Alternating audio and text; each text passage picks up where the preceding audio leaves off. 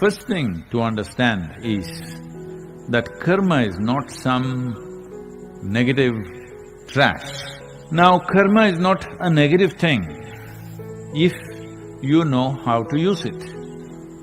It's only because of karma you are who you are. When we say karma, we are talking about layers and layers of memory which makes you who you are. The simplest way to deal with all the humongous mountains of karma that you may have. Because if you have a Himalayan-sized karmic background, it's very good. That means you have a complex structure. But if this complex structure tortures you and you will use your torture to torture everybody else around you, then it's a disaster.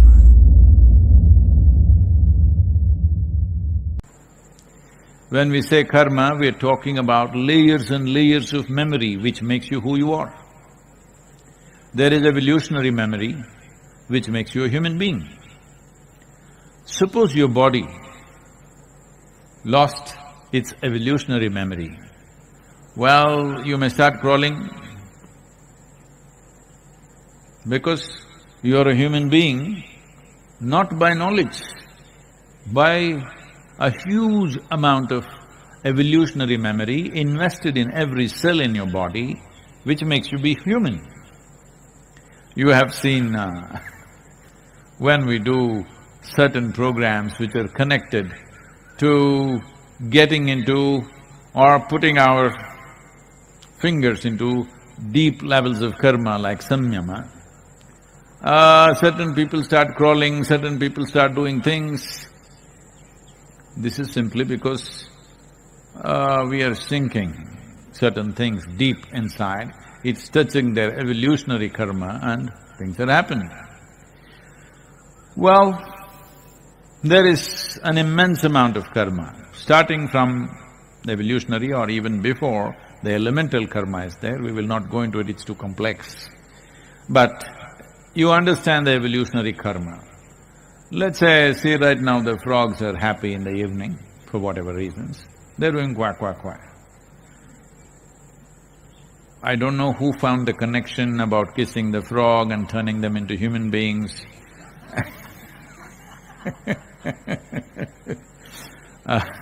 All those things, but suppose you lost your evolutionary karma and somewhere around amphibious life, somewhere around a frog, you stopped. After that, what memory you had is gone. Suddenly, you may be a princess, but you will turn into a frog. Yes? Because it's this memory which is so invested in every cell in your body, which gives you a human form and a sense of being human being. So who you are, essentially, the shape and form of you is just karma, because it's memory. Like this, there are many levels of it, I will not go into all of it. Now, there is a genetic karma. Because of that, you have a particular kind of nose, a particular kind of, skin, particular behavioral aspects, certain amount of capabilities and incapabilities. Genetic karma is there. After that, your own stuff is there.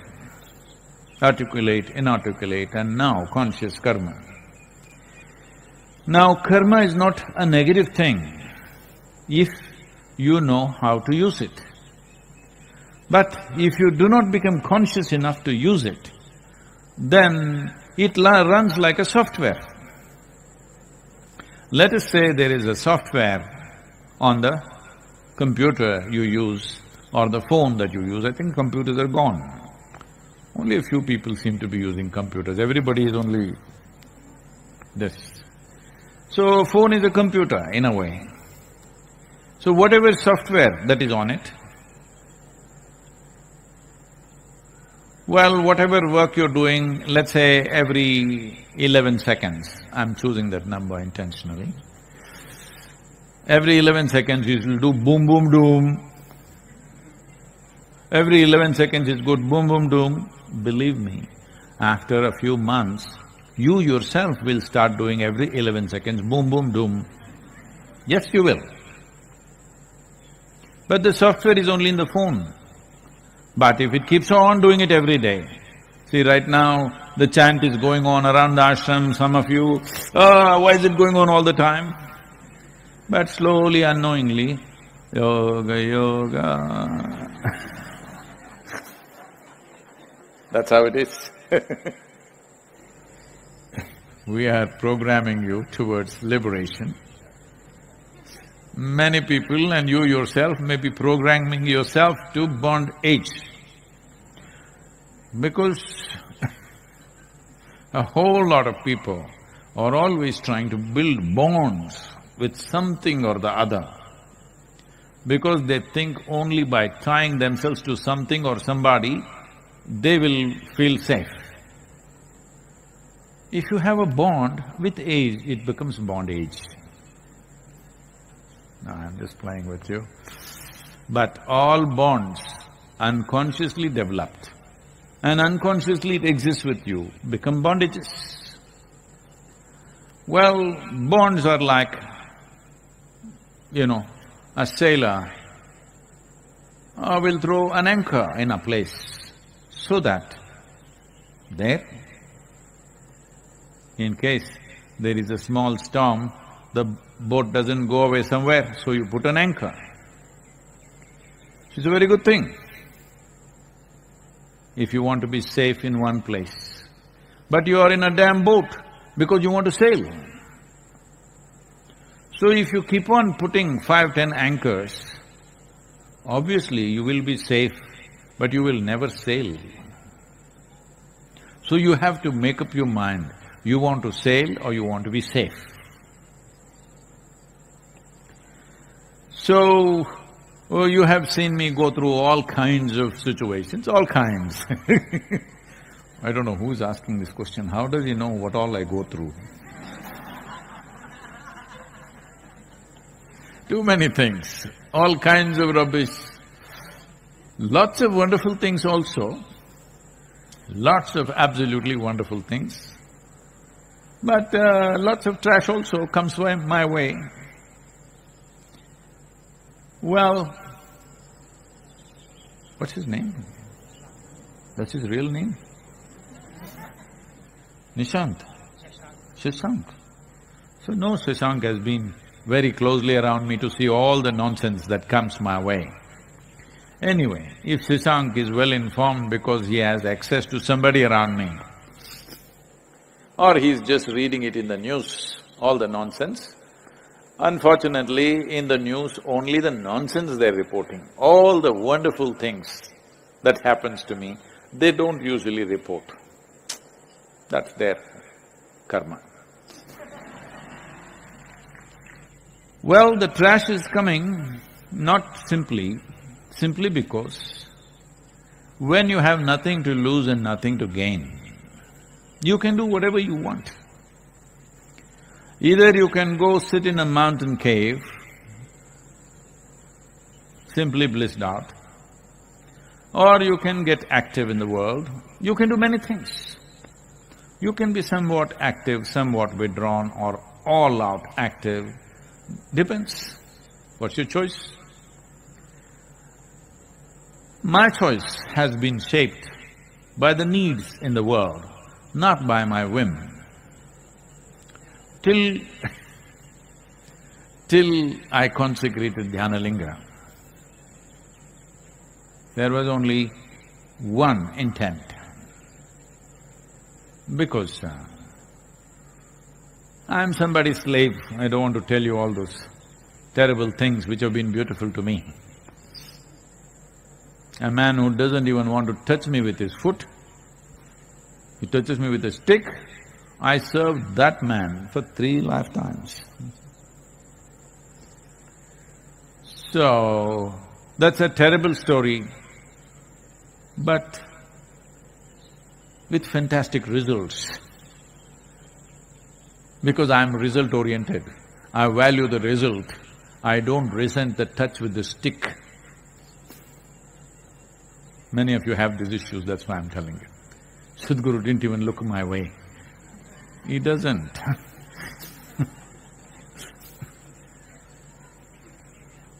So,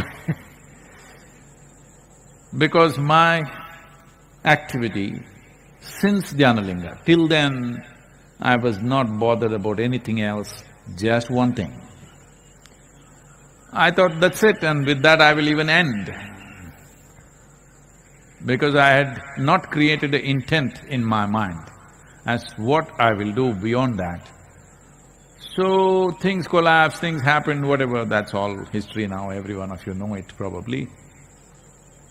When the body began to collapse very badly,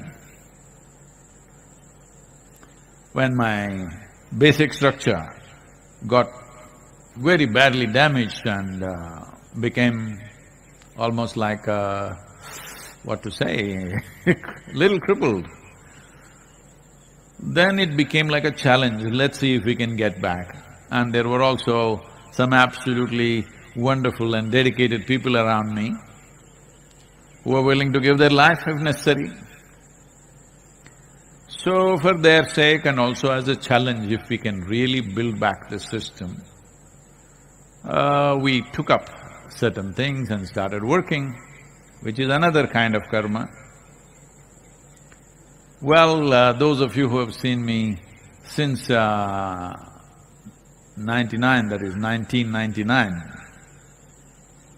because a whole lot of millennials who do not know there was a 20th century, you know. So in the year 1999, if you had seen me, and today you are seeing me, well, in terms of physical well-being, I'm leaps and bounds ahead of what I was 20 years ago. In 20 years, decline should have happened, but in 20 years, I'm way better than what I was. It's clearly visible in every way. So, once we successfully built back the system, then the question was, okay, what the hell do we do? My long-term dream, you know, that I will ride away across the world, not a care in the world, simply full tank, open road, gone. That was the dream of that time. Even if my stomach was empty, it didn't matter. Motorcycle tank was full, road was empty, this virus time, this lockdown time, should be really nice to ride. Almost every road is like a racetrack, but I'm not allowed to ride, so. So, that dream I thought, shall I revive? But all the people around me, without them I wouldn't have had the intent to go through that enormous striving that it took of almost 3 years or 3.5 years to build back the system. I wouldn't have had the intent without all these people looking hopefully at me. If I didn't have that, I wouldn't have had the intent to build it back. So then naturally got involved with people, their spiritual process. Then when you went to teach spiritual process, then you saw people are hungry, somebody is sick, nothing happening for them, so we got involved in the social process. Then we saw even if somebody is just about getting enlightened, there is not even a tree in the village, so we started planting trees to a point where people are calling me tree planter. So all this karma. But what do you think? Look at me and tell me, you think this karma is taking a toll on me? Sometimes I might not have slept well, I may look little, but does it look like it's taking a toll on me? Because I want you to understand, all of you, get this straight.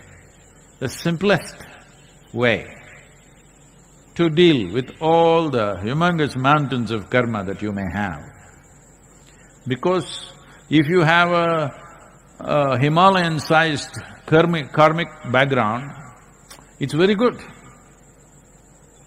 That means you have a complex structure. But if this complex structure tortures you and you will use your torture to torture everybody else around you, then it's a disaster. But if you use this complexity, because complexity is needed to come out with very significant solutions. If you have no complexity, usually you're called a simple fellow in England. People will have compassion for you, but no passion for you. Yes, it's a sad way to live. So now, if you want to deal with your karma, the simplest thing is, you sit here, absolute dispassion for this one, total passion for everything else. This is all. Right now the problem is, people have enormous passion for their life, but they have dispassion for other people's well-being and suffering and whatever is happening. This is why right now the world is saluting the doctors and nurses who are sticking their life out there to work for somebody, because they are showing passion for other lives and dispassion for themselves. This is a sure way of release. So this is all you have to do. You must reverse the equation. Too much passion for yourself, no passion for others, no. Absolute passion for every life around you, total dispassion towards yourself. You don't worry about all this karmic nonsense. You are gone. You are free from this rubbish.